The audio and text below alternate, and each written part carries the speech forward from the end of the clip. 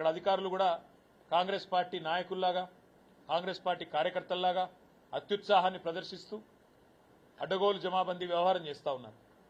మొన్నటికి మొన్న 54 రేషన్ దుకాణాలు ఇక్కడ మా గతంలో ప్రభుత్వం ఉన్నప్పుడు కొత్త రేషన్ దుకాణాలు పెట్టినాం. చిన్న చిన్న పల్లెలలో, పోతిరెడ్డి పల్లె లాంటి చిన్న పల్లెలో పెట్టినాం. రాగట్ల పల్లె లాంటి చిన్న పల్లెల కొత్త గ్రామ పంచాయతీ చేసి అక్కడనే మళ్ళీ వాళ్ళు ఇంకో పక్క ఊరికి పెద్ద ఊరికి పోయి అక్కర లేకుండా ఆడనే దుకాణం పెట్టినాం. దుకాణం పెట్టి ఏం చేసినాం, మేము స్థానికంగా ఉండే మహిళా సంఘానికి అప్పచెప్పినాం. మీరు నడుపుకోండి పొదుపు సంఘం వాళ్ళు, తద్వారా మీకు ఇంత ఆమ్దాని ఉంటుందని చెప్పి పొదుపు సంఘం వాళ్ళకి అప్పచెప్పినాం. మరి నువ్వేం చేసినావు వచ్చి ఇప్పుడు?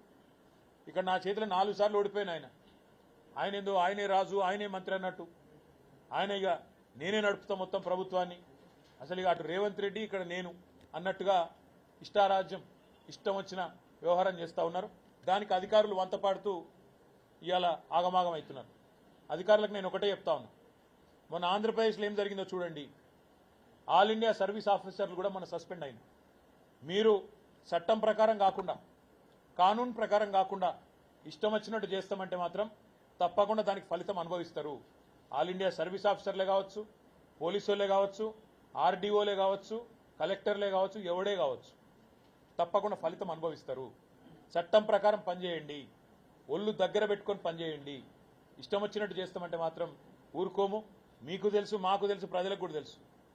మళ్ళా 3.5-4 ఏళ్లలో కేసీఆర్ గారు తిరిగి వస్తారు. మీ సంగతి తప్పకుండా అప్పుడు చూస్తామనే మాట కూడా నేను చెప్తా ఉన్నాను.